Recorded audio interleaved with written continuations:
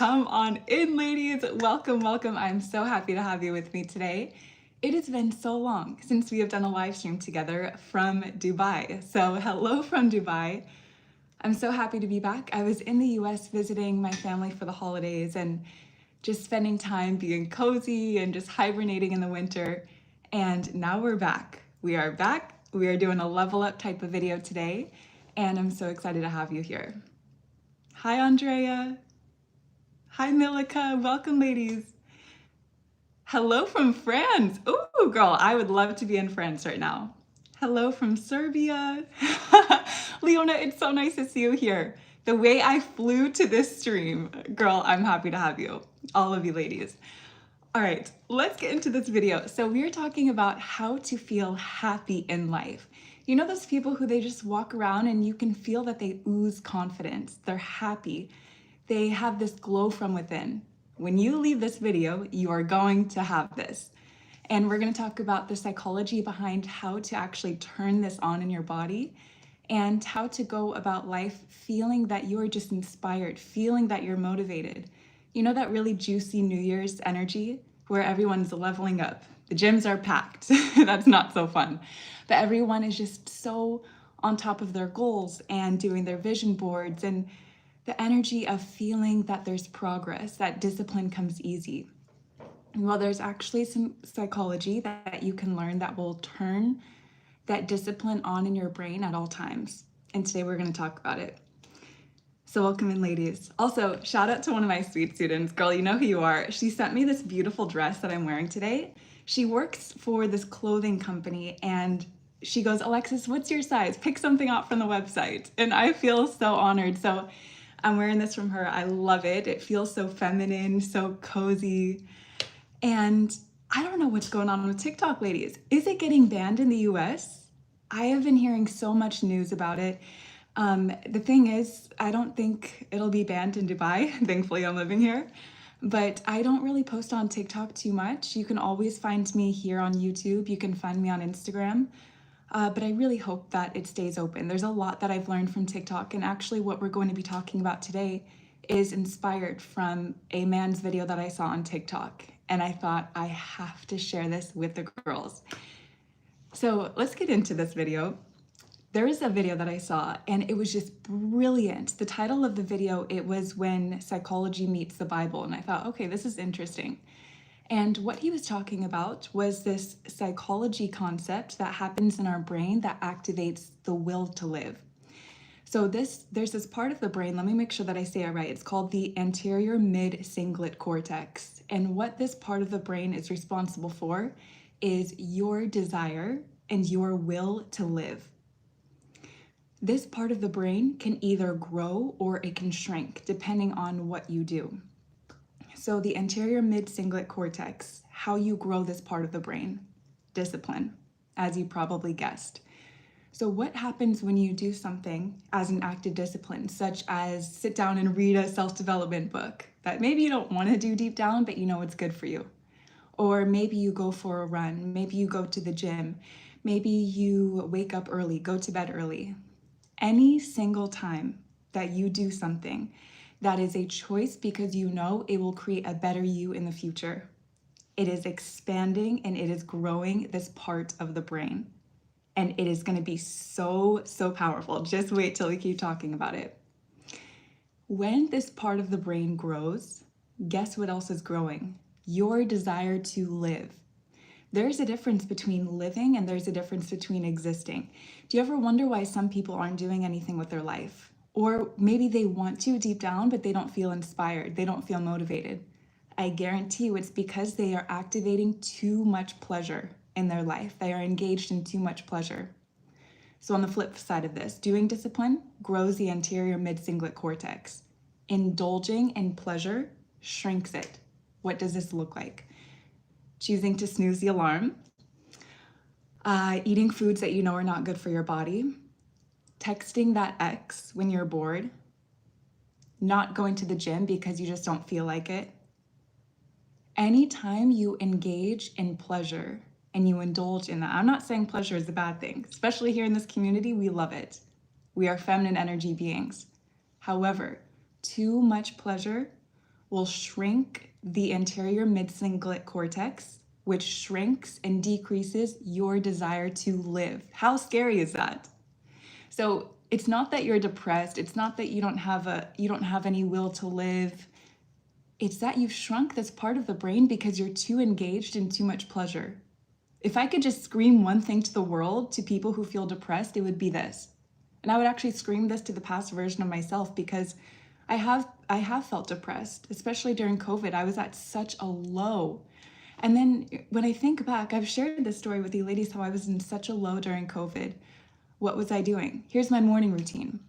Wake up 10 minutes before my university online class started, put on some sweats, turn off my camera, scroll on Instagram while my professor was talking, eat whatever I wanted. I ate so much junk food during COVID, and constantly all day I was indulging in pleasure, snack, scroll. How many of us have this habit? And my desire to live shrunk. I thought, what is wrong with me? Why don't I have any excitement for life? I don't want to go out with friends. I don't want to take care of myself. I don't want to go to the gym. Well, the gyms were shut down. I didn't want to go for walks. I didn't want to eat healthy. I definitely wasn't creating back then. So it's not that you don't feel inspired in life. It's that your body is making choices that is indulging in too much pleasure, that it is shrinking this part of the brain that is responsible for your will to live. I love science. I love psychology. This is why I love it, because science just confirms everything that God's word already says. God's Bible, the blueprint, already says all of this. The more that we love God, the more that we run away from sin, what happens? We are happier. We feel more complete. Our will to live increases the more that we love God. The more we love God, the less we love sin. So when we're not indulging constantly, this beautiful part of the brain is growing, and now so is our will to live.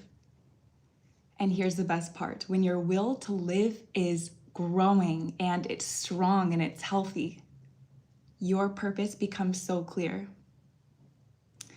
Maybe you're at that point in your life where you're thinking, I don't know what my purpose is. I know that I want to create something. I know that I want to be financially free. I know that I don't want to be living in my parents' house, or I know that I don't want to even be with this partner forever, but I just don't know how to get out. If you can increase your will to live so much that every action you are doing throughout the day is expanding this part of the brain, your purpose is going to turn on like a light bulb, because you are flowing in this energy of happiness, confidence, because you're proud of how disciplined you've been. You're inspired for life.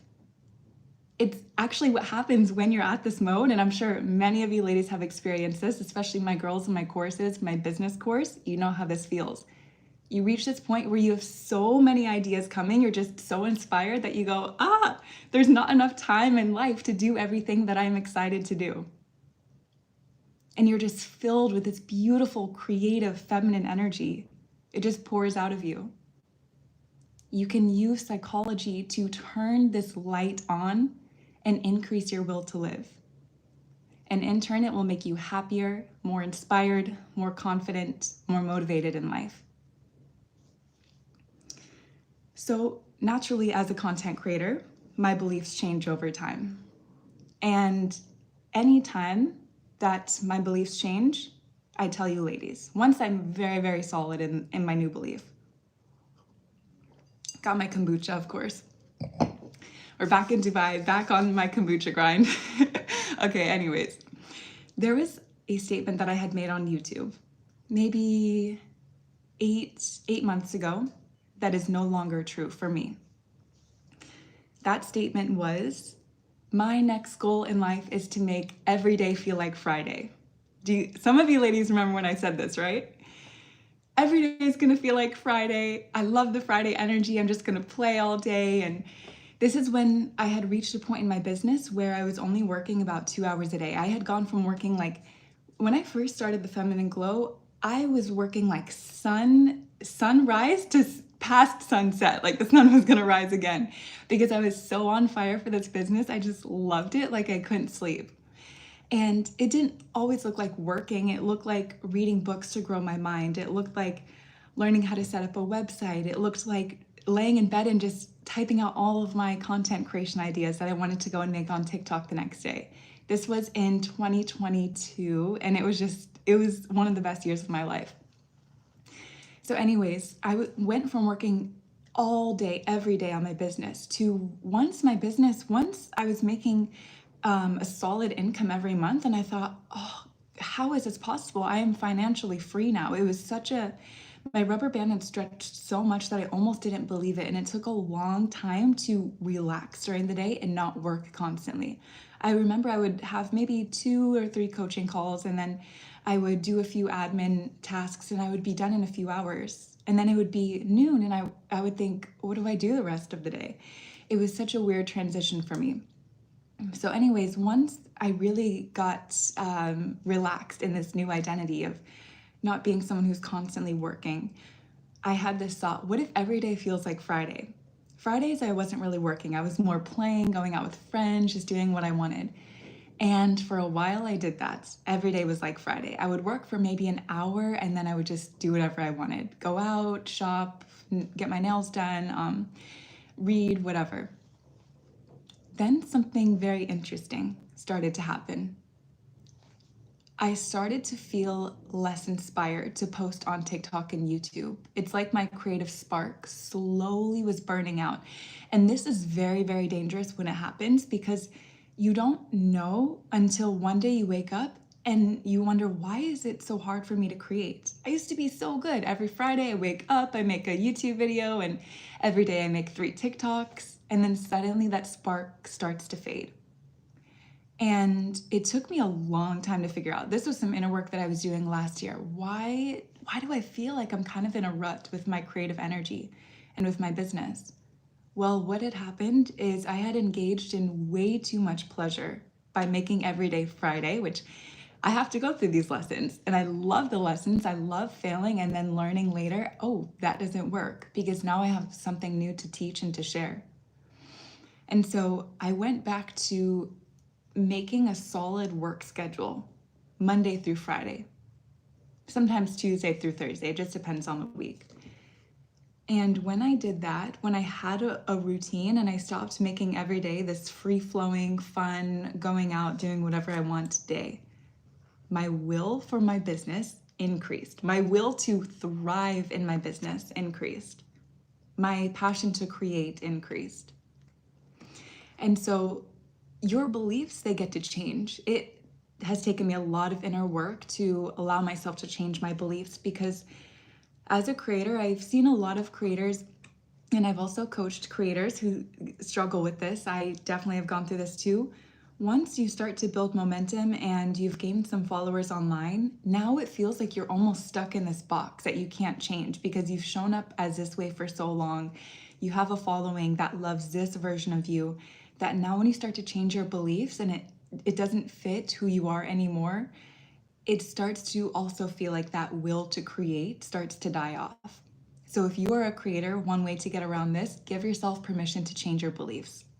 And also, I totally forgot to tell you ladies this weekend I was at an event, and guess who was there? Jay Shetty. You ladies know I love Jay Shetty. He's been such a huge part in my inner work journey. To see him in person, oh, I just can't even put words into it. I have a whole vlog coming. I vlogged this weekend and I met so many glow girls. Oh my gosh, ladies, if you're watching this and I met you, I loved meeting you.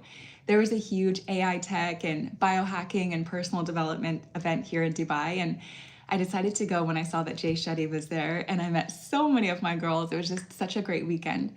And also Stephen Bartlett was there. So Stephen Bartlett is the host of Diary of a CEO, one of my all-time favorite podcasts, and he was speaking on stage. Loved seeing him. Something that he says is, give yourself permission to change your beliefs, to write out your beliefs and challenge them every single week. I loved that. That felt like a quantum leap for me, because I maybe challenge my beliefs every month, every quarter, but he goes, as a creator and as a leader, change your beliefs every week. Every week, sit down, ask, does this align with me? And if not, change. You cannot keep yourself in a box. especially if you are a creator. You are allowed to change your mind. You are allowed to fail. That was my biggest lesson last year. You are allowed to fail. You are allowed to still be a coach and a creator and be human at the same time. It's going to free your energy up so much. Otherwise, anxiety is going to build and you're going to try to create and live from a past version of you that is not existing. So give yourself permission to change your beliefs every single week, every single day, actually. So back on this topic of the will to live and building that motivation and discipline back. Speaking of Stephen Bartlett, I was listening to a podcast from him, and he was interviewing this psychologist who's an expert on dopamine and addiction. I'm going to link the podcast and the TikTok video that I was mentioning in the description below for you. In this podcast, the psychologist was talking about how there's different parts of our brain that are responsible for pleasure and then for pain. And what happens when we're so much in the pleasure is actually the pain receptors are lighting up, and it causes mental and physical pain to our body.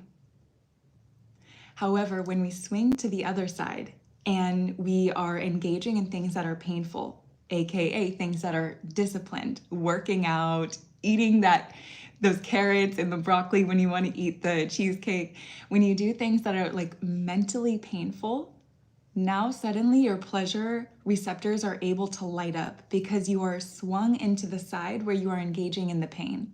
And it's not like, I'm not talking about bad pain for your body. I'm talking about pain that's good for your body in the long term. She explains it so well. If you listen to the podcast, you'll see what I'm talking about. So that self-discipline, it is going to be key if you want to be happy, if you want to feel inspired, if you want to be successful in your business, if you want to be successful in your relationships. You have to master self-discipline. And I'm going to give you my blueprint for self-discipline. How do I stay disciplined? What is my discipline routine? Okay, let me see if there's anything else that I wanted to talk about. Oh, okay, here is a study. There was a study of people who are obese, and what did they find in their brain? That the size of their anterior mid-cingulate cortex was very, very small, meaning that they had engaged in so much pleasure, most likely from eating so much food that was not good for them, that this part of their brain has shrunk, and now their will to live is very, very small. Ever wonder why people who are not taking care of themselves are not happy? They do not have the discipline, and discipline is the truest, I believe discipline is the highest form of self-love. I can tell when someone loves himself because they are disciplined. All right, let's see. Anything else? Okay. Yes. Thank you, ladies. Live for Jesus equals eternal content. Yes. Ever wonder why people who they become saved, they find Jesus, and then suddenly it's like they have this glow. They change, they're happy, they're inspired. They become completely different people. It's because their brain is completely different, rather than constantly indulging in things that God tells us not to. And here's the thing, before I really, really knew God, I thought that when he would tell us, don't have sex outside of marriage, don't overeat, don't gossip, I thought that it was almost like this father that was creating these rules to be strict. But now I see it's a father who loves his children so much that he's giving us the exact blueprint on how to be happy, how to be successful, and how to be inspired for life. So his word literally gives life. I love it. Yes. Yes, good morning. I've been practicing a lot of self-discipline affirmation since last year, and a lot of the time it works to program the mind. Absolutely. I lost 3.5 kgs only with inner work. Yup, I swear, inner work, it is the best gift. If you want your dream body, if you want your dream relationship, your dream finances, inner work is going to be the blueprint. Inner work is what I call personal development for the soul. Delayed gratification for what you want the most. Is that Matilda? Hi, Matilda. It's so good to see you again. Oh, I was crying before this live stream. I really needed to hear this today. Beautiful. I'm so happy that you're here, girl. Okay. Okay, let's get into my discipline routine. So here's my discipline blueprint. Number one, decide in advance and set up your routine. This, if you take away one thing from this live stream, please let it be this. If you decide in advance to be disciplined, your chances of being disciplined goes up so much because you've already started creating the neural pathways in your mind to envision yourself being disciplined, that now your body starts to follow and start to sway in that path. There is a concept called decision fatigue. When you are so overwhelmed because you're indecisive, do I do this or do I do this? I'm not sure. Am I going to wake up at 7 or am I going to sleep until 10? When you are in this mode of decision fatigue, your brain is getting burnt out from making decisions because you're constantly swaying like this. Which way will I go? Disciplined, not disciplined. Cut out the decision fatigue, cut out the exhaustion from your brain. Ever wonder why when you're so exhausted and tired and stressed, it's easier to go for the junk food? Because your brain is so exhausted that it needs a quick fix just to get that dopamine, just to get that blood sugar up so that you can go and feel better, so that you can get energy. Your brain is constantly trying to gain energy.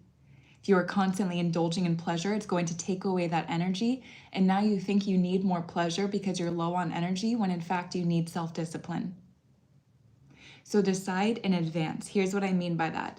When you go to bed at night, decide what time you will wake up in the morning. Decide in advance, will you go to the gym or will you go for a walk?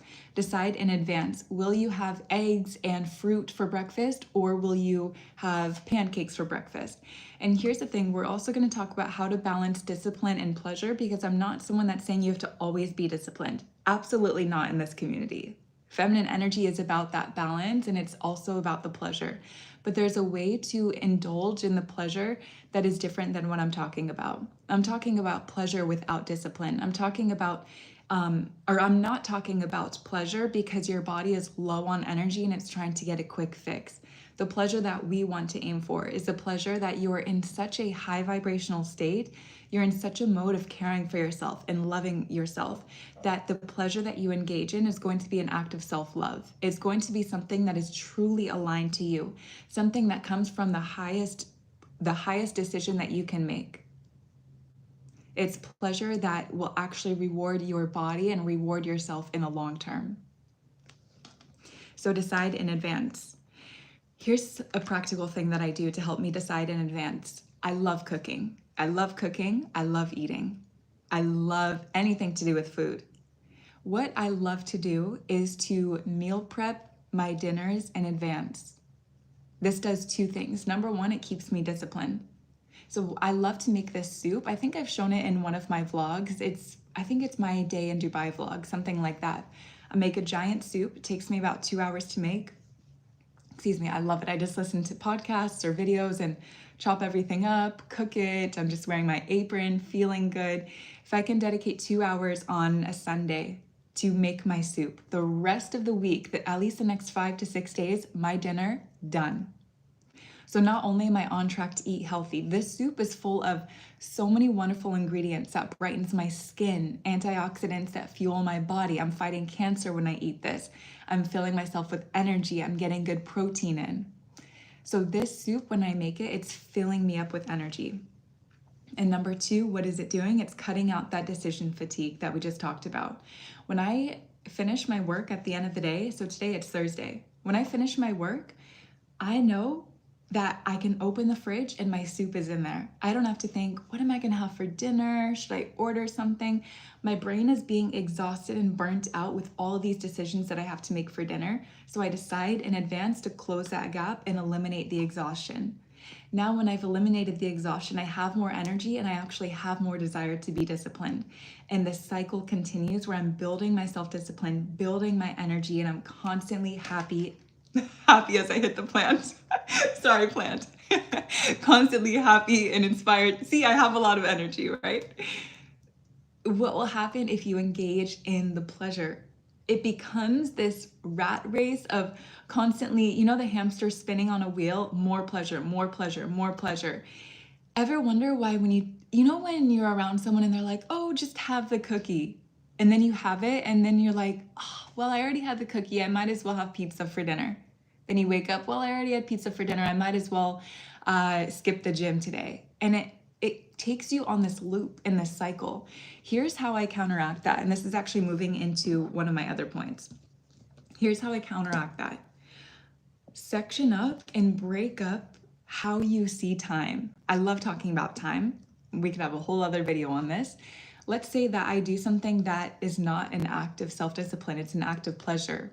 Let's say that this is, okay, I sleep in way later than I wanted to.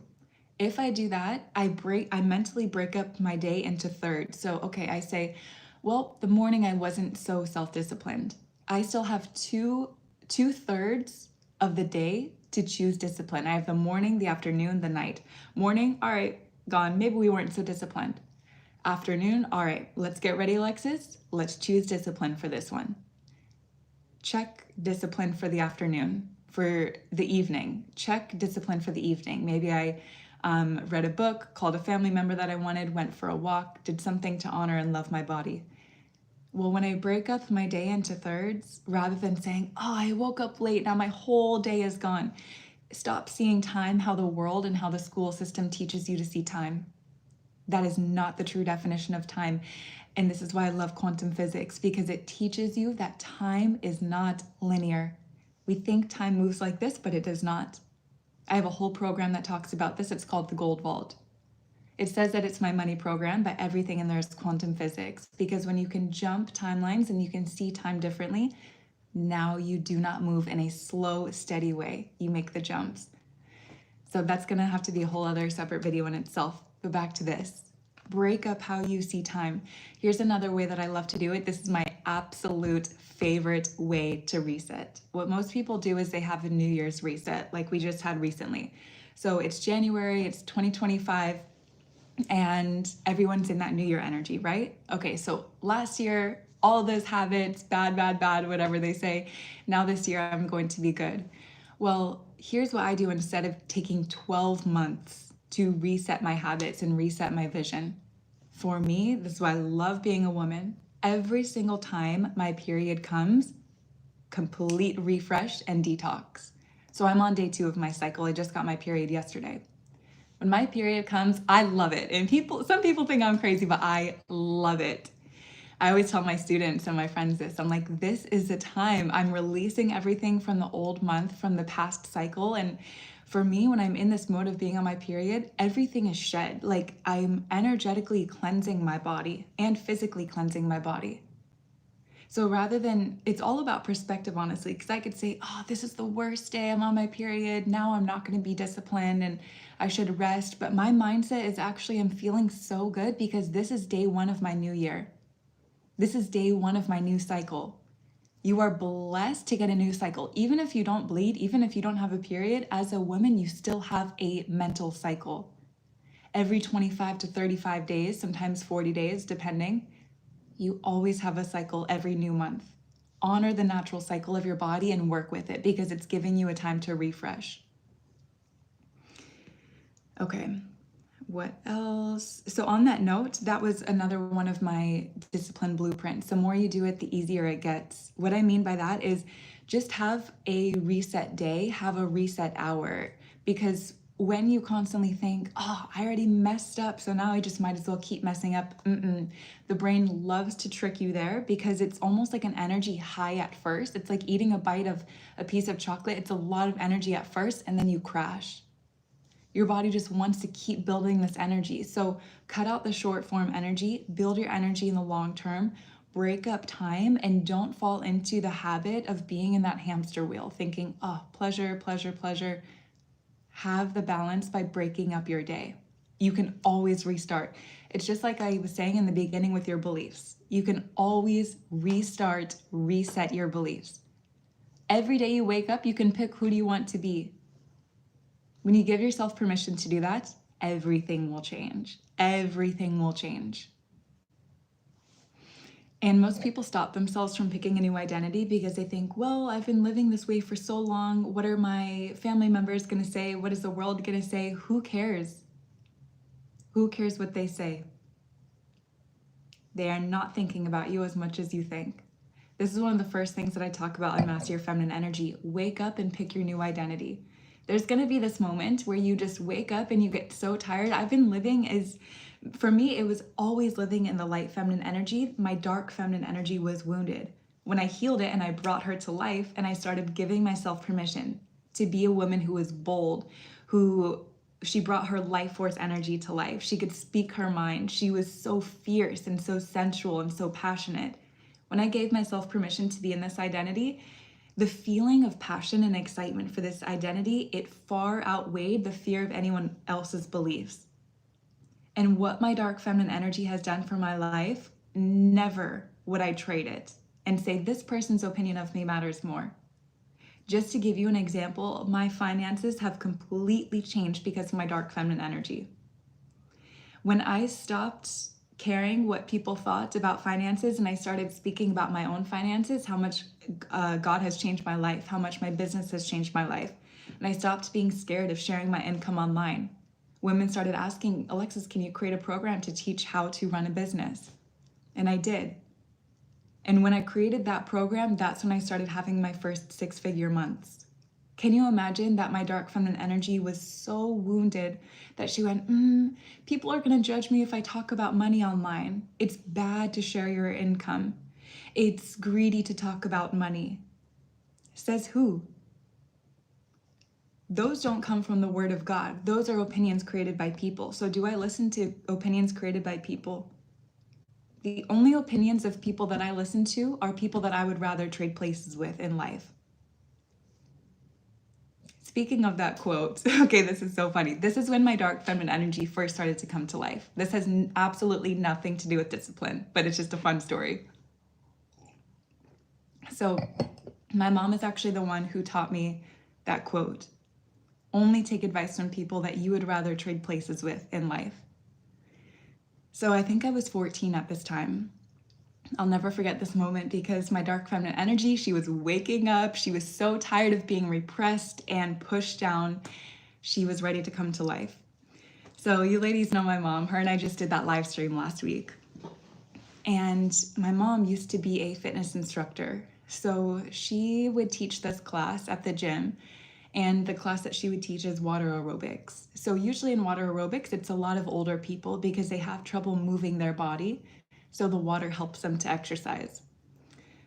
There was a certain woman in my mom's water aerobics class that was just so bitter and very, very rude. Very, very rude to my mom. I'm the oldest daughter. When people pick on my siblings or people pick on my mom, that's not okay. I witnessed for the first time this woman picking on my mom in front of me, and dark feminine energy came out.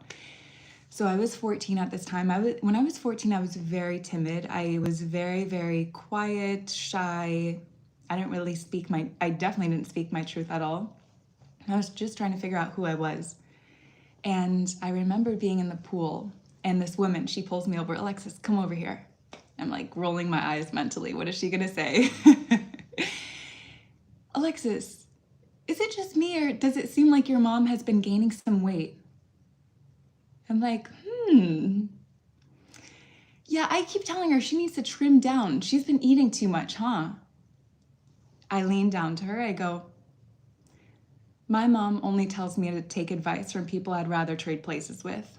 I don't think she would take advice from you.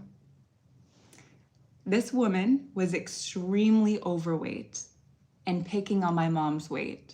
Sadly, we always project, and it was so clear she was so unhappy with herself that she was picking on my mom. When I said this to her, her jaw dropped. She goes, Dana, your daughter is so disrespectful. My mom comes over, what did she say? And this woman told her, my mom's like, oh yeah, I taught her that phrase. And we both walk away. And for me, it was so scary. I remember I was like shaking. I was like, did I just say that? My dark feminine energy was finally coming to life and speaking her truth. And that is the definition of exposure therapy. The more you do it, the easier it gets. And if you can expose yourself to whatever new identity that you want to embrace, Let's say that it's this identity of being the woman who's disciplined, who's actively growing that interior mid-cingulate cortex. She knows, okay, the science is fascinating. I can literally grow the size of this part of my brain, which will grow my inspiration and my motivation to live. If I can do this, if I can just be in this identity, if I can just taste it, expose myself to it, let's see how that would feel. And you do that again and again, and it gets easier and easier. So, okay, back on the topic of discipline, let me check into the chat real quick. I can't believe I made it. I'm melting. Oh, ladies, you are so sweet. Yes.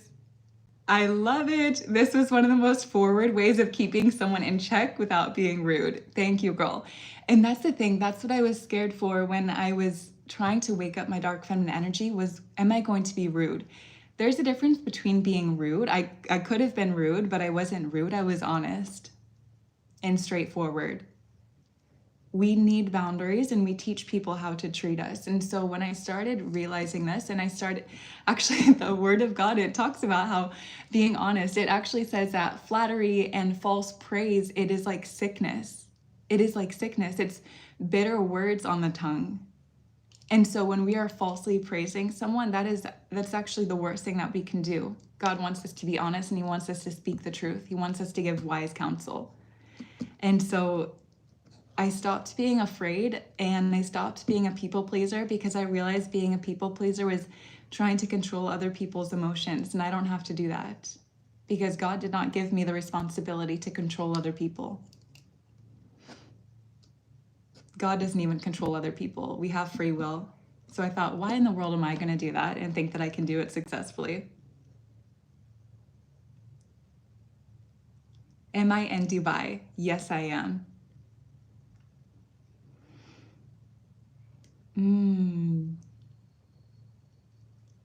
Ooh, okay. Matilda, I love this question. Can you ask me this question in about 10 minutes? I'm going to finish sharing the rest of my discipline blueprint, and then we'll do the Q&A. Yeah. Thank you, ladies. You're so sweet. Okay. So decide in advance, overcome the decision fatigue. The more you do it, the easier it gets. Okay, let's talk about gray areas. This is where pleasure, the balance of still having pleasure, but also a discipline, this is where it's going to come in. So what I like to do is eliminate that gray area and move things either to a yes or to a no. So here's an example. When I was about 15 or 16, my skin would constantly break out. I had all of these hormone issues. And so I made a decision. One day I remember I was crying. I was having such a meltdown. I was just so frustrated with my skin. Actually, maybe I was 17 at this point. I was in high school and feeling so insecure and embarrassed. And I remember just looking at the acne on my skin, like white, pus, pink, like it was so difficult on my self-esteem and so difficult to deal with.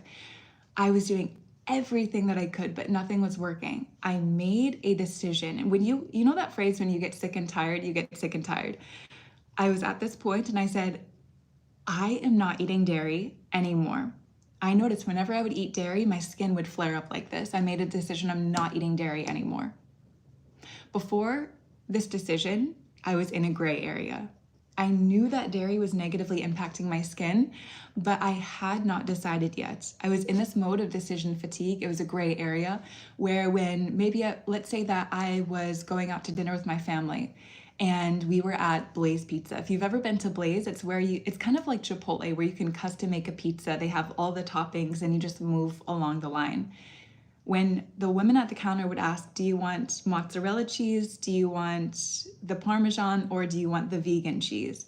I was in such this gray area that there was this internal struggle. Okay, I know that eating dairy is not good for my skin, but I kind of wanted at the same time, I would go back and forth. Well, when I got so sick and tired, I cut out the back and forth and I said, I'm not eating dairy anymore. That was when I was 17 years old. I'm 25 now. Since then, I have not chosen to eat dairy. I accidentally had dairy a few times. I actually had dairy in Thailand accidentally and I got so sick. You'll see in the vlog. By the way, ladies, that vlog is coming. I know that it has been a long time, but it's just been so much at the holidays and traveling, but I will get that out soon for you. I made a decision, never went back. There's been so many decisions with dating. When I was first dating, I think I was like 18, 19, I was trying to decide, am I going to save myself for marriage or am I going to have sex before marriage? I don't know. I was so back and forth. I could hear the influence of the world, the pressure of being in college, the pressure of dating, and I was so indecisive. And then when I was a little bit older, I made a decision. I'm saving my body for my husband. Never went back on that decision. As soon as I made that decision, all of this peace entered my body. Where before I constantly felt this anxiety that I wanted to, but something in me was telling me it's not right. Something was telling me, wait, Alexis. You know that a decision is not right for you if you feel anxiety. If you do not feel peace in a decision, the decision is not right for you. God will never send you the spirit of confusion or anxiety. And so once I made these decisions, it's like all this noise in my head was cleared. So how can you activate discipline? Eliminate the gray area and move things into a yes or no category. Do you gossip with friends? Do you allow friends in your life who gossip? Yes or no? No? Okay, then you cut those friends off at the first moment of it. So there was an event. So one thing for me with friendships and discipline, talking bad about other women is the biggest ick for me. Automatically, I will move people into a certain category. It's like I kind of just check out of ever having a deep relationship with that woman. At the event this weekend, there was a speaker who I thought was wonderful, so energetic. And afterwards, there was this woman that I was talking with, and we were talking about the event, and I said, yeah, that woman at the end, she was just so inspiring and I feel so energized. And she responds back, she goes, yeah, she was. And we were talking about how she came from the US for this event. And I said, she really, really juggles a lot. It's really awesome. And the woman goes, yeah, she's also a really great actress. And at first I responded, I said, she does acting. How does she do acting? She's a mom, she's a speaker, all of this. And I said, she's an actress too? And the woman goes, that's not what I mean. And instantly this energy of ick came to my body. I'm like, shield up. We are not going to be friends. We are not going to have a friendship. She was trying to hint at that this woman was like acting and like being fake on stage. I don't care if she was being fake on stage. Talking about another woman's performance, bringing down another woman and judging her or shaming her, that's not going to be something that I accept in a friendship. Because I have already made this decision before this experience even happened, now I know this friendship, absolutely not. And I move myself away. Things become so clear and so easy for you when you have standards, when you have values, when you have boundaries. The more inner work you do, the clearer it will be what values and standards to have. So people ask, how is it so easy, Alexis, for you to cut certain men off that you date, to cut certain friends off, to say no to certain opportunities? For example, podcasts. I've not ever done a podcast. I have certain podcasts that I would love to do, but I know exactly what I'm looking for. And so all the time my assistant gets emails requesting that I do podcast episodes. For me, the answer is going to be no, because I know exactly what I'm looking for and my discipline keeps me on track for that. If I was in this gray area, I would have said yes to every opportunity. Your life and your mission becomes so clear and so easy. And so eliminate the gray area. Let's see. The problem is people that are struggling with discipline, that when it's part of the brain, the anterior mid-cingulate cortex, when it's shrunk so much, they lack discipline and now they can be swayed so easily. So you don't want to be swayed in life. You want your dark feminine energy. You want yourself in general to be so strong and to know who you are. Eliminate being swayed by growing this part of the mind, being disciplined, and watch your life change. Watch your circle change.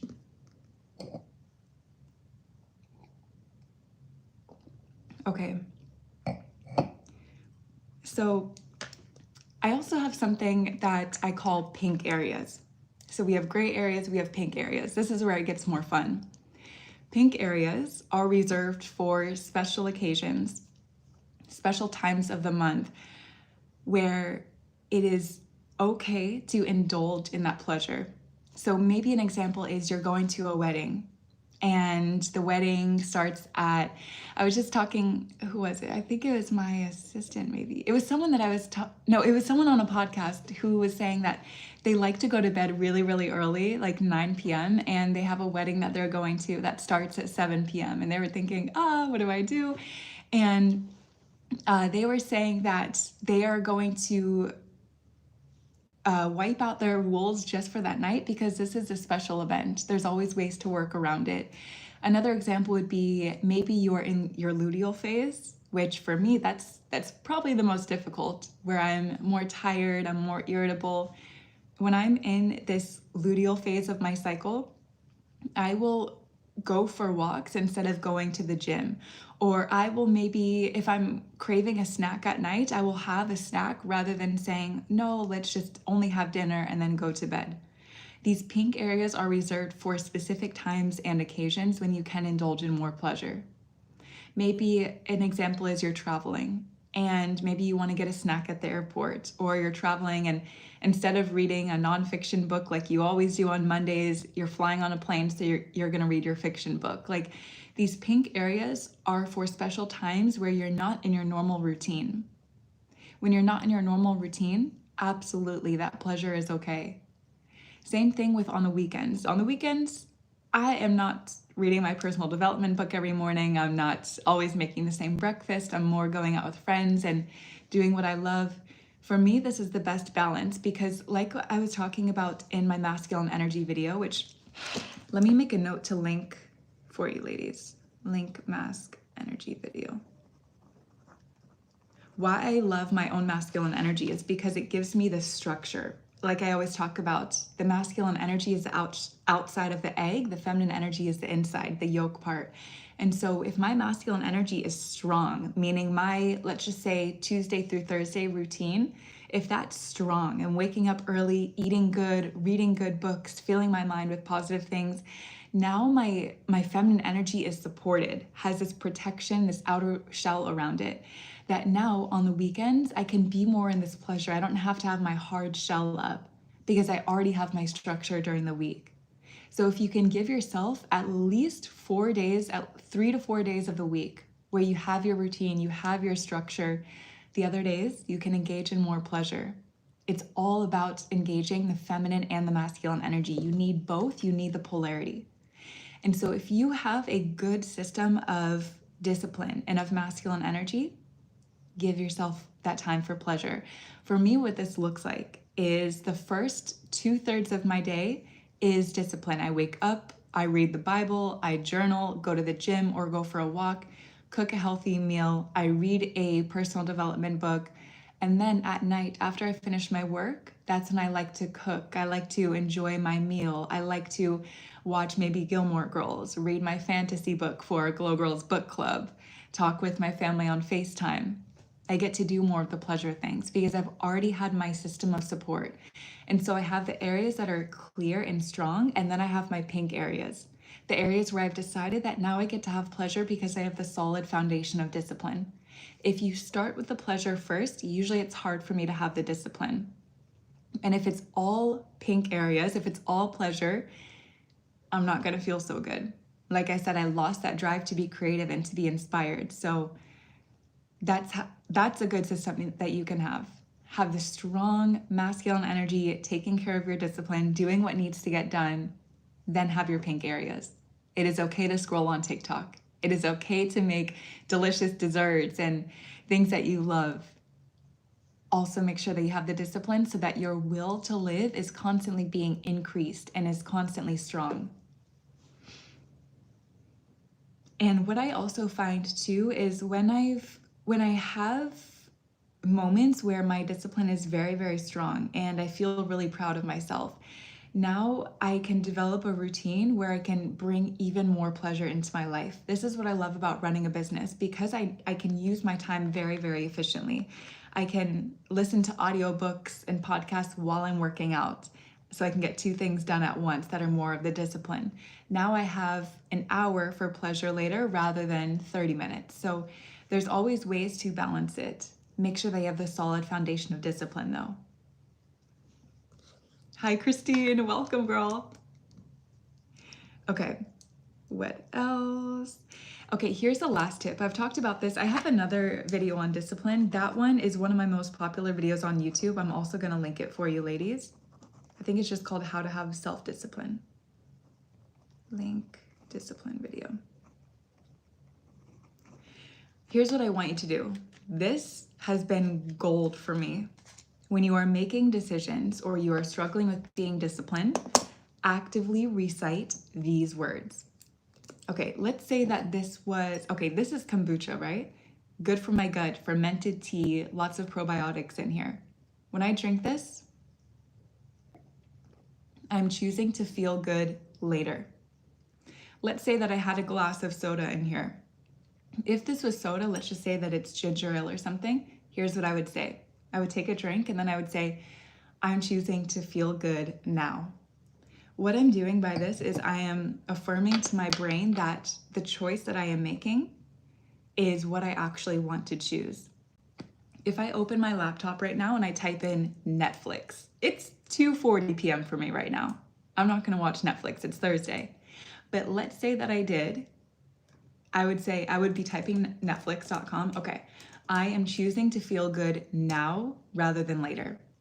What this is doing is as I'm typing, it's reminding my brain, hey Alexis, you're choosing to feel good now. Later, you're not gonna feel so good. You might feel a bit of guilt that you're doing something that wasn't the best use of your time. You are doing something that wasn't going to grow your mind when there's so many other things like reading and working on your business that you would love to use this time to do. Anytime, let's say that you are tempted to text a person that you should not be texting. I am choosing to feel good now, not later. Say that out loud. I guarantee you're gonna think again because you're saying, I'm choosing to feel good now, but I'm not going to later. Do I really, really wanna do this? Rather than delete the message, I'm choosing to feel good later rather than right now. It helps you to see time differently because now you're not thinking of gratification as a whole, you're breaking it up. There's instant and there's delayed. Delayed gratification is always going to be better for you. And what is delayed gratification doing? While you are reciting this and you're choosing to feel good later, you are growing that part of your mind that is going to increase your will to live. I love this because it all comes full circle. Inner work, psychology, what God tells us to do, it all comes full circle. So to feel confident and inspired and happy in life, increase your self-discipline by choosing delayed gratification, by choosing what's going to feel good for your body later, by choosing to honor yourself because you love yourself so much. Choosing the route of discipline is a no-brainer. You love your body so much that you care for it, you pour into it, you choose actions that are going to make your body feel energized and light and refreshed and alive. You choose people to be in your life that are going to honor and respect you and keep your self-esteem high, keep your confidence high, keep your thoughts and your beliefs at the version of you that is the highest. Self-discipline is your best friend. So this is what I have, ladies, for this topic. Now let's get into the Q&A. Feel free to ask anything about this topic or any questions that you have in general. It's been a while since I've live streamed, so I would love to check in with you. Hello, my beautiful guide from Trinidad. Oh, girl, that sounds beautiful. Trinidad, I'm gonna have to add that to my list. Some of my girlfriends and so I have a group of women that I met at an inner work event that I went to. And these are the girls that are in my Santorini vlog, by the way. So I was talking with one of them this morning and we were talking about where we want to go for our girls trip this year. And I told her something warm, something tropical like St. Lucia, Dominican Republic, Trinidad and Tobago. I think I'm going to add this to my list. Oh, okay, good question. How do you convey constructive criticism in a way that doesn't sound mean? Okay, so I learned this in college And I actually use it with my clients. If you've worked with me for private coaching, you're gonna recognize that I do this. So I use something called the compliment sandwich method whenever I want to give criticism. What it means is compliment, criticism, compliment. So the other day I was working with a client and she wants to become a coach. So we were taking a look at her website, and her website drop dead gorgeous. I was so beyond proud of her. And we were reviewing it, and I told her, just give me a minute, let me look over it. And I'm looking at everything that she did so beautifully. And then I see a few things and I'm thinking, okay, I would tweak this because if she did this, I think it would help her to attract better clients and help bring more people to her course and really bring her website and her business to life. So here's what I did. After I was done reviewing it and we were talking, this was on Zoom, I told her your website, absolutely beautiful. The colors that you used, the graphics that you used, this artwork, did you make it yourself? It was so well done, so organized. And then I told her, here's one thing that I would change. And I told her, and then I said, this website, it is so well done. Use this for your branding, use this for your marketing. And I also love that the feel of your website is so feminine and so freeing and so bougie and luxurious. It is just, it's everything. I was so proud of her. So you throw that criticism in there after the compliment. It sandwiches it in so that it's not so hard of a blow. And also, I believe speaking in love and just being honest. I don't always use the compliment sandwich method. I do when I can. But for example, let's say that when I'm teaching the courses, I maybe teach for like an hour and a half when they're live. And then if I want to take questions, sometimes there's like 10, 15 questions. I don't have time to always use the compliment sandwich method. So I will just be honest. I'll say, here's the block. And sometimes I even, when a question is being asked midway, I will say, can I tell you what the block is? Or let's put a pause on this. Do you see how this could be different? Or do you see how this is coming from a limiting belief? What if you looked at it this way? And so it's just being honest and saying it in love. My intention is to give love to my clients and to people in general. And so I'll just be honest. I'll say, let's say that I need to give criticism quick. I'll say something like, I'm going to catch you right there. So for example, with my clients, something that I love to do is so usually our sessions are very emotional, and almost always, and it breaks my heart when this happens, when a woman starts crying and we're talking, this happens at the retreats too, she will wipe her tears and then say this one thing, I'm sorry. And I will say, don't ever apologize for showing your emotions. There's no need to apologize for it. And in fact, that's why we keep everything bottled up and then we have an outburst later, because I think as women, we're taught that it's shameful to show emotions. It's the most beautiful thing, whether it's extreme excitement and passion or rage or grief. Show your emotions. Stop apologizing for who you are. Stop apologizing for showing up. And so sometimes I'll just catch it right there. Sometimes I've had women who I will ask, how do you pronounce your name? And they tell me, just however you want to say it.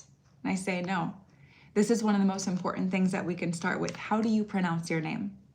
I want to know how you say it. So sometimes the criticism is right there in that moment, but I don't really see it as criticism. I just see it as a feedback and a conversation. Tobago will be great for your next retreat. Oh, I might have to add that to the list. I do have our next retreat location 99% picked. I keep getting so many signs. Like I swear every day I meet someone from this place or I see this place pop up. So I think it's picked for this year, but we'll see. I'm always open to it.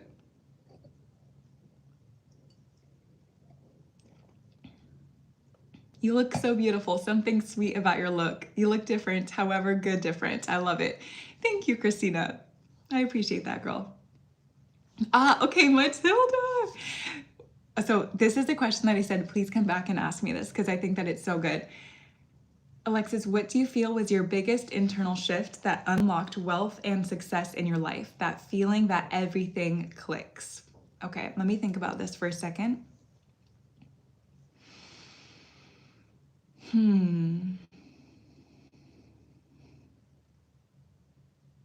Okay. I was going to save this for another video, but let's get into it now because it's my honest answer right now. So Matilda, last year, there's been many, many shifts, but there's a very, very clear one that happened last year with my income. And I remember I was feeling on cloud 9, feeling so grateful. How is it that I'm able to make 10K a month, 20K, then I went up to 30K a month. I was on cloud 9 because the year before that, I was absolutely struggling, making $300 a week. So to make $30,000 a month, I was like, what? This is insane. And I remember I had this goal that I was scared of, but I knew that it was possible. And I knew that it was possible because other people could do it. The goal was to have a month where I make $100,000 in a month from one of my businesses. And I thought, okay, absolutely I can do this. I'm running my dream businesses. This can be done. And I kept thinking this will be the month, but I just didn't get there. And then this one moment shifted everything, and then I had the 6-figure month. I remember realizing, I think I was journaling or I don't know what I was doing, but I had this moment where that block was released because what I realized is that the $30,000 that I was making in a month, I had decided that, I had chosen it. Excuse me. So I was already feeling so blessed that God had allowed the opportunity to come. But I also realized I'm only making $30,000 in a month because my rubber band has stretched here to hold $30,000. Because I've decided this is an amount that I can make, that I can comfortably hold. My nervous system was rested enough to hold this number. Once I realized that, I thought, wait a second, if I'm choosing to make $30,000 a month, I'm choosing this because it keeps coming every month, which means I am choosing it. Everything in your life, you are choosing. This started to click for me. I realized, wait, every friend that I have, I'm choosing. Every challenge that I have, I am choosing this. Every time I feel like I am going through a block, maybe I was driving that day and someone cut me off and I'm like, I'm so annoyed, I'm so frustrated. I was choosing that experience. I was choosing that car to cut me off to have an experience where I would activate and grow my patience. When I started to see everything that I was doing, I was choosing. Every time I felt like a family member would maybe judge me or shame me, I was choosing that. Because if I wasn't choosing it, I wouldn't have even seen it. You won't see the possibilities unless your brain believes it, unless you have that belief, because your brain constantly confirms every belief that you choose. I talk about this in Master Your Feminine Energy. It's called confirmation bias. So once this clicked, like I feel like I can feel I could hear the clicks in my brain, click, click, click. Oh, if I'm choosing 30K, I can also choose 100K. And when I did this, it's like this blindfold was taken off my eyes and I saw, oh, just create this, Alexis. Just put this into an offer. Just do this. And I did. In September 2023, it was my first time making 100K in a month. Then my life changed because I thought, whoa, everything you receive, you are choosing outside of what God sends to you. And so I thought, this is really, really interesting. And I started realizing that you can kind of just play with life and play with your experiences and stretch that rubber band. So I would say that's probably the biggest internal shift that I had. That's another note that I forgot to talk about. Playing. It's so key for discipline because if you just think, I've been living this way for so long. I've been indulging in the junk food. I've been indulging in the scrolling every night before bed. I've been living this way. Let me just try, like if I was an actor and I had this new role, let me just try this new way of life. Let me just be a woman who's disciplined. Let's just try this. It's almost like you put on a mask. Let me just try this new mask, this new outfit of discipline. Let's see how it fits. Just try it. When you feel that part of your brain increasing and you're like, wait, my will to live just went up. You feel it happening because you feel more motivated to get out of bed. You feel more excited about life. You just feel more free. Like you dance more, you sing more around the house. When you've put on this outfit of discipline and you think, I actually like this. Now you know it works and you do it more and more. So playing, it's such a key in life. Playing it is like the foundation of feminine energy. Yes, I study psychology in uni. I'll definitely come here later and love this for you, girl. You could do a lot with that. It's so crazy. Never listen to other people's limiting beliefs because people always told me psychology is a waste to study in college. I remember when I signed up to take my first psychology class, people are like, "What are you going to do with that?" They would call it like a dead class or a dead major. And so I was majoring in business, but I really, really wanted to study psychology too. So I started learning about psychology and I decided to start studying it in school with my business class.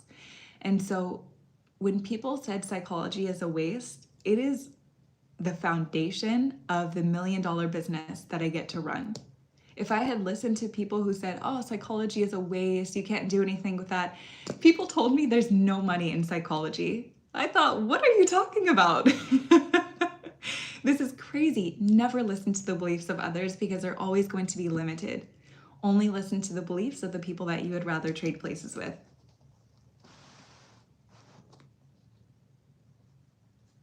Yes.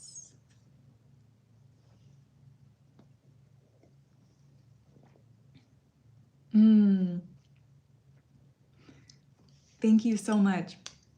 Going back to the beginning of your feminine energy videos, it seems like your confidence and high vibe increased from one video to the next drastically. What did you realize between those videos?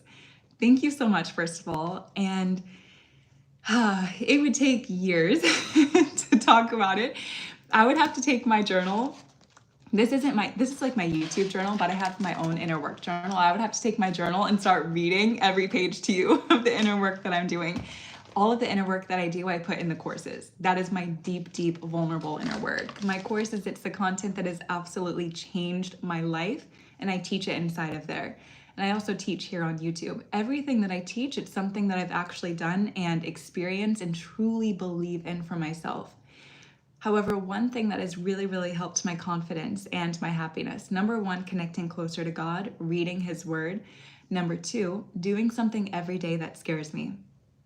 Every day that scares me. If not every day, at least every other day.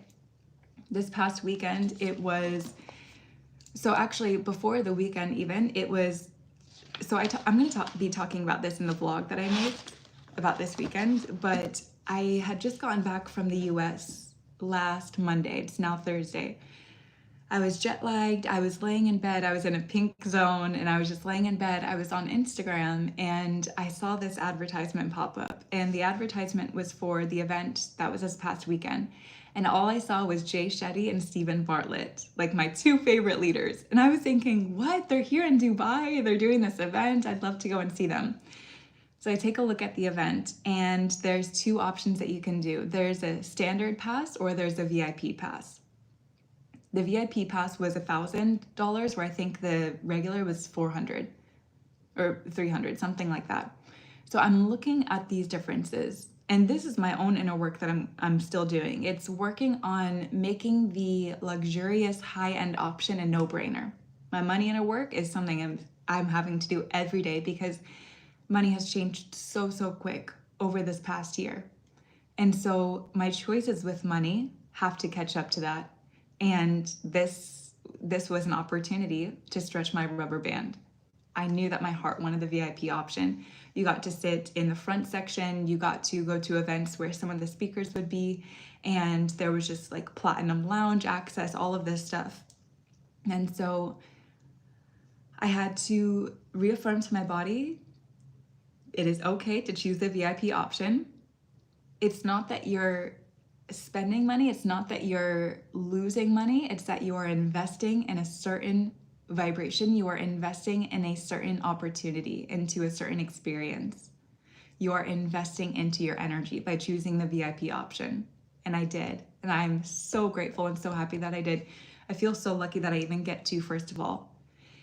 It's like that first time that I flew business class, like I was telling you ladies, it changed my life. Just a decision to do that. It was so scary. And even sitting in business class, I was shaking.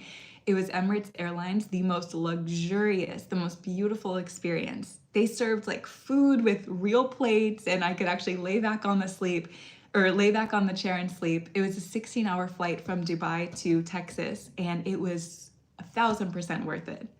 But taking that money, the thousands of dollars, and investing it in something that would last 16 hours, it was so scary for me to do. Here's how I reframed that. I thought, rather than I'm getting rid of these thousands of dollars, I'm taking this money and investing in my energy. And the craziest thing, before I flew out that night, I hosted a live stream. I would never in a million years be able to host a live stream and come on YouTube if I knew that I was getting on a 16-hour flight and it was not going to be business class. I would be stressed. I would be trying to sleep and just prepare my body for that flight because it's really rough. And so it changed me. The man that I sat next to, he was a podcast host and a professional athlete. We started talking. The information that he gave me, the inner work that we were talking about, I've never had a conversation like that on a plane before or met someone like him. And so all these opportunities, it really was an investment, even though it was scary, but it stretched my rubber band. Those opportunities where it's a stretch for your rubber band and it's scary, the more you do those, the more confident you get. It will change your life. That's definitely an area of inner work that I'm still working on, is money inner work, because it is scary. Honestly, I still have the thoughts of what could I do with this money instead, and I have to know when it's right for me to pick the high-end option, and I have to know when it just feels too scary, because if I snap my rubber band and self-sabotage, that could lead to some serious inner work that I need to do. But I think I have a pretty good handle on not always indulging in just spending money, but being smart about it and doing it when it really feels aligned. You have to know your body and it will tell you. Yep. Yeah, right. I was saying in the vlog that my goal by the end of this year is to make it a no-brainer to always do the high-end option. It protects your peace. With flights, I'm still trying to get there where I think, okay, of course it's a no-brainer to pick this option. It takes some inner work for sure.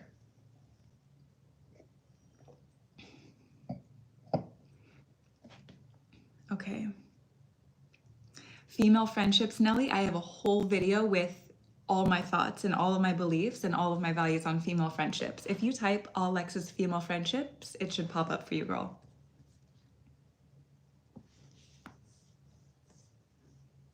Yes.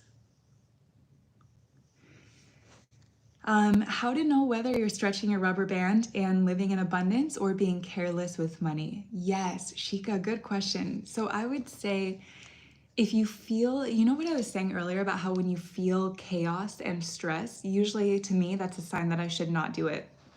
If I feel peace, that's when I usually go ahead and do it. So for example, with the business class flight, when I got that flight, I thought, should I do this? God, is this the best option for me? And I felt peace in my body. I had never felt that about a flight before. And even times after, I still felt stressed and chaotic, but for some reason that moment I felt peace and I did it and it stretched my rubber band. So now later, because my rubber band stretched and I was able to hold that, I'll be able to go here, here, here with how I spend money. If I'm being careless with money, usually it looks like I do this thing. I talk about this in Divine and Aligned, my business program, and the Gold Vault, my money program. I tell the girls in there that I do this thing with money where I ask my body and soul, does this truly align with me? There's a way that you can ask your subconscious and it will reveal to you. So I do that method, and usually I will get a clear response in my body. Sometimes, like for example, if I want to buy something when I'm out shopping, I will do this and my body says no. And I'm like, okay, I'm not meant to have this right now. Overindulgence is a form of overpleasure, which again will shrink that part of the brain. So here's how I use my money. I feel like we'll need a whole video on like money, inner work, and budgeting and stuff. The first part of my paychecks go to God. I tithe 10% or more. I give that directly to God. I've been doing that since I was maybe 21. I've been tithing every single time I get paid. because it's actually not my money. It's all God's money that I get to borrow. So I always give that 10% back to him. Then I have a certain amount that is taken and invested. I don't touch this money. It just comes out of my account every single month. So when I think about how I spend, I try to make things automatic so that I don't think about it. I can still be disciplined. I tithe, I invest, I have money for saving, I have money for spending. Yeah. For me, it doesn't feel good to be careless with money. It can often put me in survival mode, and when I'm careless with money, it just feels like too much pleasure. I reach this point where I'm like, I love to shop. I love clothes. I love fashion, makeup, hair products. But I reached this point actually right when I got to Dubai, because the consumerism culture is very, very big here. I thought, I'm never going to be happy buying another piece of clothing. Like, I got so much clothes this past summer where I thought, I'm not happy buying clothes anymore. Like, it's not going to actually fulfill me. It doesn't bring long-term pleasure.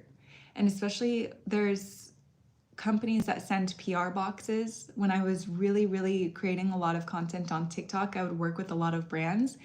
Like, I loved working with Revolve. They have really, really cute clothes. But I reached this point where I thought, I have enough clothes.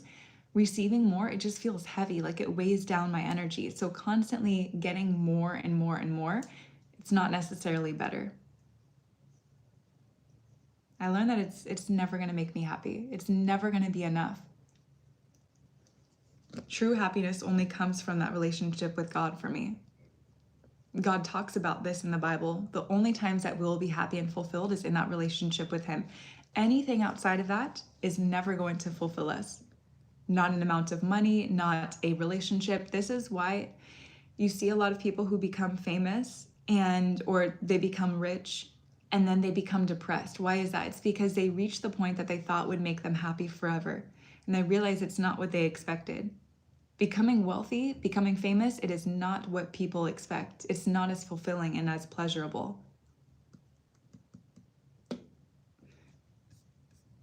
Yeah.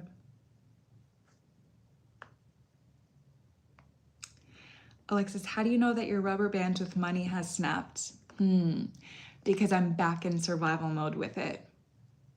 I feel like I instantly get stressed, like I'm back in this rat race of running out of money. And you know how you can tell if your rubber band has snapped? Your creativity turns off. When your life force is full of life, your life force meaning like your juicy feminine energy, your energy in life, your momentum, when your life force is turned on and you're excited about life, you have a lot of feminine energy flowing in you, what naturally happens is you're very, very creative. When your body is healthy, you're eating foods that nourish you, your life force is on. Naturally, you create and you want to, actually, I heard this, it was Myron Golden who said it so well. Why we feel our best and why we feel so fulfilled when we are creating is because we are acting in the image of God. God wants us to be like him. And so what does God do? The Bible talks about the first thing that he does, he creates the world. When we are creating, we are doing the exact blueprint that God has for us. One of his purposes for us is to create. So when we are not creating, because our life force energy is turned off, we feel low. We feel like we are in a rut. We feel like we have no ideas for our business. We have no ideas for where we want to go in life. We have nothing to add to our vision board. That's how I know that my rubber band has snapped, because that creativity is off. Your life force energy cannot be on while you're in survival mode. Because when you are outrunning that bear or that lion that you think is chasing you, you have no time to be in pleasure and to be sensual and to be creative. And can you imagine like you found a beautiful picture of your dream apartment on Pinterest and you're like holding it and trying to stick it on your vision board while a tiger is chasing you. You can't do it. So when you're in this survival mode because you feel like you're running out of money, or here's something that can also put you in survival mode, being out of integrity. When you are not honoring the boundaries that you have for yourself, when you're not truly living in the values and standards that you have set, you feel out of integrity, and now it almost feels like there's something chasing you because you're anxious. Now you're stressed and you're trying to stick this picture of your dream apartment on your vision board or the dream income that you want, but you can't because your body's not rested. So that's how I know if my rubber band has snapped, because I'm not able to be relaxed and in a beautiful, juicy mode of creating. That life force is off. I have a video on YouTube called I think it's called How to Turn Your Life Force Energy On. If you type that, and also magnetically polarizing, that's my dark feminine energy program, is all about turning that life force on.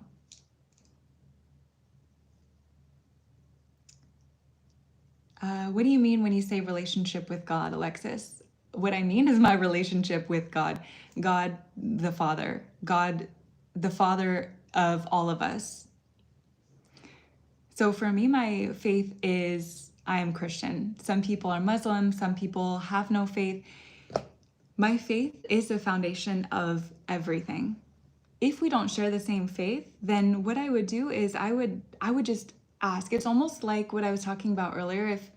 If you just play with life, what if I imagined that there was this Father in heaven who has created me, who created me with a purpose, who created this world? What if I just imagine that? If you can just open your mind and say, let me just see, let me just pray. Hey God, are you up there? Can you hear me? I want to seek out a relationship with you. I would recommend just trying that. See if you feel anything in your spirit. And also, you don't have to be Christian to be a part of this channel. I get a lot of questions. Alexis, I'm Muslim. Can I still be in the Glow Girl community? Of course. Just because my faith is this does not mean that yours has to be. Everyone is welcome in this channel. But my relationship with God is extremely important to me. And I get a lot of questions for how to be happy, how to seek wisdom, how to build wealth. Everything that I teach and that I believe in comes from the Word of God. So that's why it's extremely, extremely important to me. Yes, I'm so happy, Rebecca.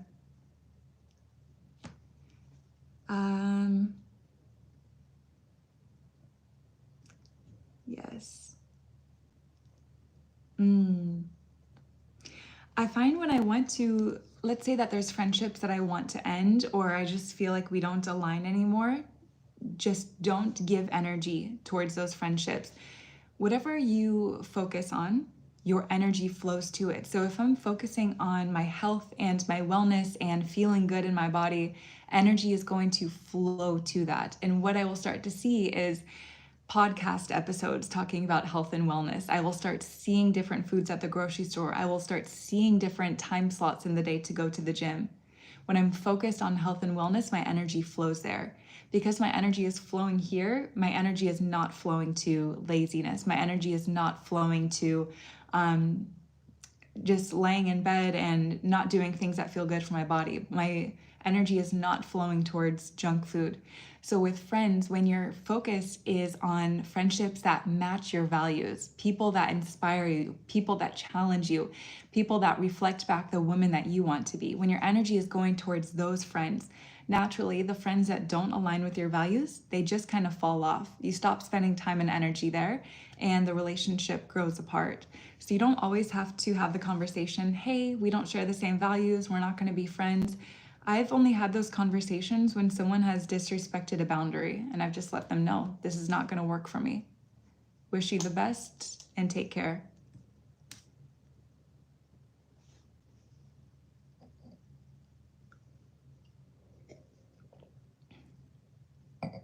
Let's see. Yeah, I really hope that TikTok stays. TikTok has helped me a lot in my inner work journey. I love the world that we live in where we can just learn and grow from so many people online from such a wide range of topics. Oh my gosh, girl, I am so proud of you. We just had a woman from the Greece retreat that moved to Greece. I'm so proud of her. She was living in LA and she was one of the VIP attendees who had stayed in the house with me. And she was telling us, she goes, I really think I want to move to Greece. This was back in September. And she texted me the other day. She goes, Alexis, I'm moving to Greece today. And guess what? I saw on your Instagram story when you flew business class, I took a screenshot of it. I put it on my vision board. I am flying business class for my move to Greece. She goes, I'm just so happy. And I'm so, so proud of her. Mo, I love you, girl, and I'm so proud of you. And it just shows the power of inner work, the power of deciding, the power of stretching your rubber band and your beliefs. And so when women move, every single retreat that we've had, someone has moved to that city or wants to move, except for the Dubai retreat. One girl wants to move. You know who you are if you're watching this. She's like right there. We had someone move to Hawaii. We had someone move to Greece. And there's just so many shifts that happen in where you place yourself, because sometimes the city that you're in, you realize it just doesn't match the direction of the woman that you want to be. And so where was that question? Apeksha says, I'm moving to a new city for the first time away from my family. What tips would you give, Alexis? I totally relate, girl. It's almost been 1 year since I've been living here in Dubai away from my family. I would say the best thing that you can do is keep an open mind, keep an open heart, and prepare to have your beliefs challenged. Love to have your beliefs challenged. So Dubai, the Middle East is very, very different from the US. And so when I came here, my perspective was, you know what, I'm imagining that all my beliefs wiped clean like a blank slate. I'm just going to absorb and soak up everything in Dubai, everything that people teach, as if I've never learned anything else. Okay, maybe they want to walk on the left side of the sidewalk. Sure, we're going to walk on the left. I'm not going to try to enforce and bring my old ways of thinking. So I kept my mind open. And by the way, people don't walk on the left side here, they walk all over. It's such an expat-filled city where there's so much variety of cultures here that there is no one way to do anything. And that's what makes Dubai really special. So I kept an open mind, kept an open heart. My beliefs have been challenged. And what I would say is moving to a new city. So I got this advice from someone online because I went through this period where I was really, really struggling with wanting to, do I move back to the US or do I stay here? Because I really missed my family and friends. And I heard someone say that in life, there's always going to be sacrifices. There's always going to be a sacrifice and a trade-off. If you move to a new city, you are sacrificing old ways of thinking, you are sacrificing comfort, you are sacrificing most likely family and friends. What you are getting in return is a brand new identity, a huge stretch in your rubber band, new beliefs, new ways of thinking, new opportunities, experiences, relationships. There's always going to be a trade-off. So anytime that you resort back to, oh, I miss home or I'm scared, you have to sacrifice in order to receive something else. Just like when I take a drink right now, I'm sacrificing a drink of water to take a drink of this instead. I'm sacrificing editing a vlog right now to come and do the live stream. Sacrifices are good. Change the perspective of the word sacrifice. So know that it's so good, the new trade-off that you get to have. Also, a tip that I would have is do your best to make your space feel like home. I went through this thing where I felt Dubai was very, very temporary when I mentally thought that it was. I was thinking, oh, I'm only going to be here for a year or 2 or 3, so let me not get good bedding. Let me not get nice candles. Let me not do anything to decorate my apartment. Just the other day, I had to order bakeware, like trays to bake muffins and bread and things like that, because I realized I never got any. I was so stuck in thinking, this is just temporary, let me just make it work, because it's really scary. It's like you're a baby in this new city, and part of you feels like you always belong at home, but home is where you are. You bring home with you constantly. I was having this conversation with someone, and I was telling her, anytime I go somewhere, I want to move there. I was in Singapore, I want to move to Singapore. I was in Greece, I want to move to Greece.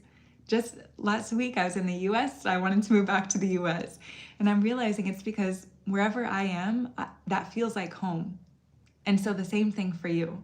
Wherever you're at, that's going to be your home.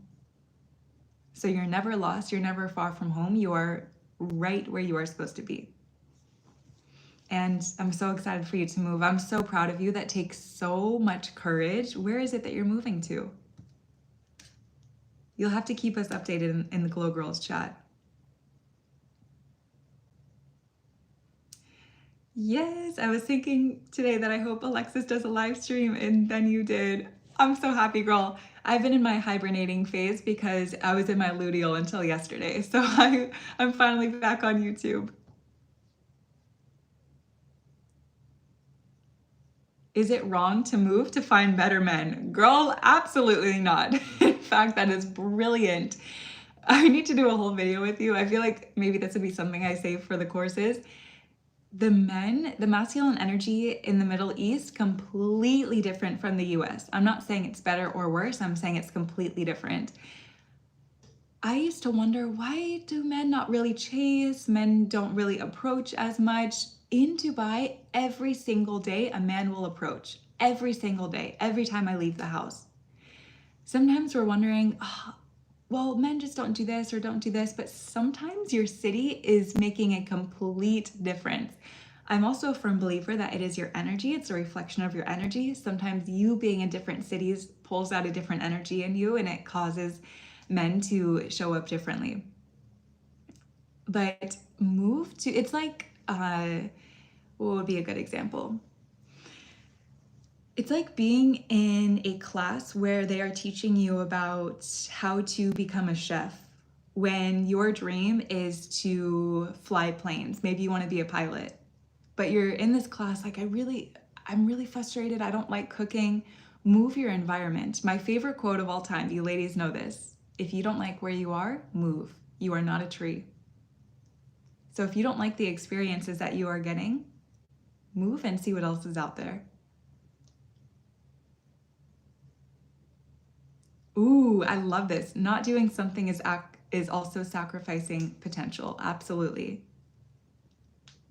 So good. Ladies, I've loved talking with you today. It's so good to be back. Thank you so much for your time and your energy always, and your beautiful questions and sharing. Let me see, did she respond to what city she's moving to?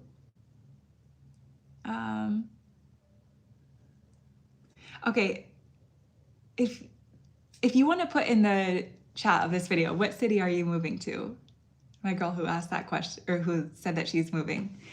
I'm so proud of you, ladies. Happy New Year. It's so good to be back with you. I'm sending you so much love and abundance, and I cannot wait to see you in the next video. Bye, ladies. Enjoy the rest of your day.